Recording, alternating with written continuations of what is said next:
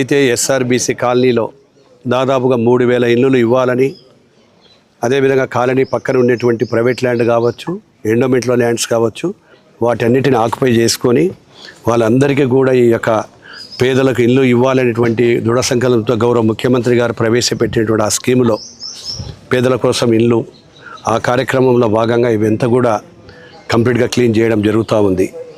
ఆ క్లీన్లో భాగంగానే గతంలో ఇక్కడ ఒక మదర్సా, ఒక మసీదు, ఇవన్నీ కూడా నిర్మించుకుని దాదాపుగా 1.5-1.3 ఎకరాలు నిర్మించుకోవడం జరిగింది. వాటిని కూడా ఈరోజు పరిశీలించాము.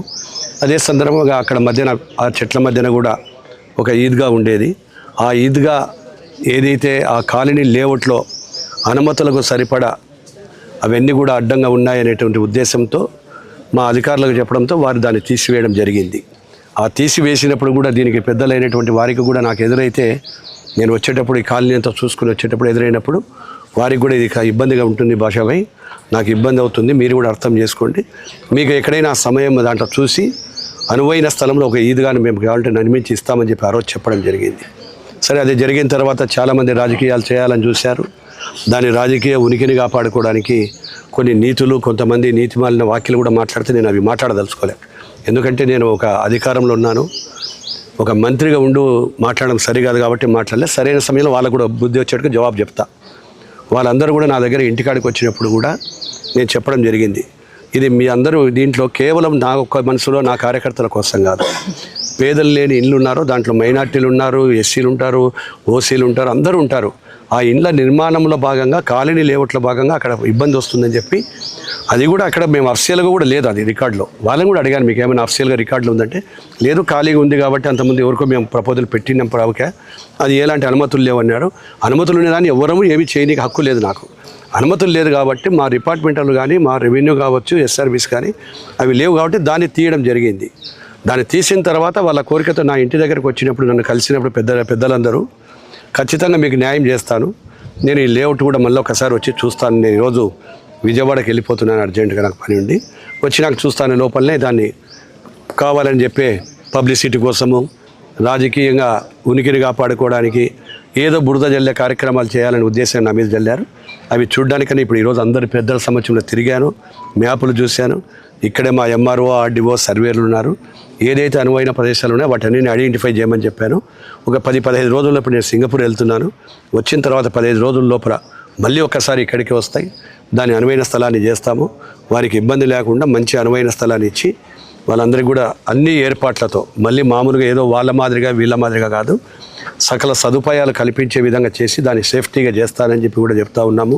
ఇందాక అన్నారు, ఎక్కడైనా మేము అక్కడ కడుక్కోవడానికి కూడా నీళ్ళు ఉండవు ఇక్కడైతే అన్నారు. ఆ నీళ్లకు ఊళ్ళో దేశానికి నీళ్ళు ఇస్తున్నా, ఊళ్ళో ప్రతి మసీదుకి ఇస్తున్నా, ప్రతి మసీద్ చోట బాగా చేస్తున్నా. ఇన్ని చేసిన తర్వాత ఈరోజు రాష్ట్రంలో ఎవడు, ఈ 2 రాష్ట్రాల్లో కాదు, తెలంగాణలో కాదు, భారతదేశంలో కూడా ఎవడు కట్టినాడు. అటువంటి షాదీఖానా కట్టాను, అదేవిధంగా డైనింగ్ హాల్ కట్టాను. వీళ్ళల్లో ఎవరు అడగలేదు నన్ను మదర్సా కావాలని. నేను సొంతంగా చెప్పి మదర్సా వాళ్ళకి రెడీ చేశాను. అక్కడ వంటిది పాత బస్ స్టాండ్లో బ్యూటిఫుల్ మదర్సా. అక్కడ దాదాపుగా 40-50 మంది కాదు, 100 మంది కూర్చుంటే దానికి ఒక కాంపౌండ్ కట్టించాను. ఎందుకంటే పిల్లలు, ఆడపిల్లలు ఉంటారు, మగపిల్లలు ఉంటారు, నాకు తెలియదు, కానీ ఎవరున్నా కానీ కూడా వాళ్ళకు ఇబ్బంది ఉండొద్దని బ్రహ్మాండమైన బ్యూటిఫుల్గా దాన్ని కూడా తయారు చేసి మదర్సాని కూడా ఇచ్చాను.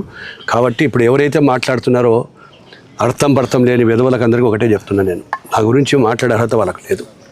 ఊరికే రాజకీయ రంగు కోసం మాట్లాడి 10 మందిని పెట్టుకొని జిందాబాదు, డౌన్లు, ఇవి మంచి పద్ధతి కాదు. నేను ఒకటే అడుగుతున్న మాజీ శాసనసభ్యుడిని, నిజంగా నీకు వాళ్ళ మీద విశ్వాసము, వాళ్ళ మీద మమకారం ఉంటే నేను 2018లో మొదలుపెట్టినటువంటి దాన్ని ఎందుకు నువ్వు దాన్ని గాలికి వదిలేసి నువ్వు కంప్లీట్ చేయలేదు? ఆ రోజు అది బనగాంపల్లి నడిబొడ్డున ఉంటే తీసుకుపోయి ఊరు బయట కట్టి అది షాదీఖానా అన్నావు. అది షాదీఖానా కాదని కూడా నీకు తెలుసు. కమ్యూనిటీ హాల్లో ఎవరు చేస్తారు? అందరూ, ప్రతి ఒక్కరూ వాడుకోవడానికి. వాళ్ళు అడిగేది ఏంటి? మాకు మా మతానికి సంబంధించి మా మైనార్టీలకు షాదీఖానాలు ఇవ్వండి. ఇప్పుడు కాదు, దాన్ని ప్రవేశపెట్టిందే గౌరవ ఎన్టీ రామారావు గారు. ఆ కాలం నుంచి తయారైంది. తెలుగుదేశం ప్రభుత్వం వచ్చినా కానీ ఎన్నో వేలగా షాదీఖానాలు కట్టియడం జరిగింది. నంద్యాల ఉండే షాదీఖానా కావచ్చు, బనగానపల్లిలో పాతది ఉండే షాదీఖానా కావచ్చు, వాటన్నీ చేసింది తెలుగుదేశం ప్రభుత్వం. మైనార్టీల పక్షపాతం ఉండేది వాళ్ళు. నేను ఆఖరికి అక్కడ ఒక దర్గా మసీద్ దగ్గర వాళ్ళకు ఖర్చులకు లేవు, మాకు ఒక 2 రూములు వేసి ఇవ్వమంటే ఆ రూములు వేస్తుంటే దాన్ని కూడా కాలువ పెరిగితే ఈరోజు ఎవరో ఒక పెద్ద ఆయన ఎక్కడో స్పీచ్లో చెప్తా ఉన్నాడు, కాలువ వాళ్ళు తీసి కాలువ నేను పూడ్చానంటాడు. నీ ప్రభుత్వం అది. ఆ రూములకు అడ్డపడకుండా, దానిలోకి నీళ్లు పట్టకుండా, సిమెంట్ బస్తాలు వాకుండా చేసిన దుర్మార్గులు మీరు. ఏమైంది, మీకు అక్కడ 2-3 రూములు నిర్మించిస్తే ఆ మసీద్ వాళ్ళకి, ఆ బాడిగలతో, ఆ మౌజాన్కో వాళ్ళకు జీతాలు వస్తాయి. ఈరోజు అక్కడనే మళ్ళీ 5 పీల సావిడి కాడ కూడా నన్ను మళ్ళీ అడిగారు, ఒక 2 రూములు కట్టియండి, ఒక 2 షాపులు ఇవ్వమని. మర్కస్ మసీద్ దగ్గర కూడా మళ్ళీ వాళ్ళు కూడా ఎప్పుడో కట్టుకున్నాం సార్ అని చెప్తే 4 లక్షల రూపాయలు కట్టి స్లాబ్ వేసి దానికంతా ప్లాస్టింగ్ చేసి ఇస్తున్నాం. ఇవి నేను చేస్తున్నది.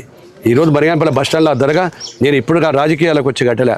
25 ఏళ్ల కిందట డేట్ చూసుకో, 30 ఏళ్ల కిందట ఆ దర్గా అంతా, ఆ స్వామి ఆ మురుకునీళ్ళు అంతా ఉంటే ఎవరో నా స్నేహితులు వచ్చి చెప్పారు, నువ్వు ఎక్కడో హైదరాబాద్లో ఉన్నావు, దేవుడు నీకు ఇచ్చాడు, దాన్ని కట్టేయమంటే ఆ మసీదును కూడా ఇప్పుడు కూడా నేను పోతావు దర్గాలకు. నువ్వేం పోతావు? నేను ఉదయం చేసి ఎవరిని కొనుస్తానో నాకు తెలుసు. కాబట్టి ఎవరికి మాట్లాడే హక్కు లేదు. ఖచ్చితంగా మైనార్టీ సోదరులకు ఎవరైతే అడిగారో వాళ్ళవన్నీ కూడా తీసుకొని త్వరలోనే, వీలైనంత వరకు త్వరలోనే రేపు పోయి వచ్చిన తర్వాత దాన్ని చూసుకొని కంప్లీట్ చేస్తానని చెప్పి మీ అందరి ద్వారా బనగానపల్లి మైనార్టీ సోదరులకు, ప్రజలకు, మీకు అందరికీ కూడా వేరే ఆలోచనలు పెట్టద్దు, చెప్పిన ప్రకారం న్యాయం చేస్తానని చెప్పి తెలియజేస్తా ఉన్నాను. Thank you.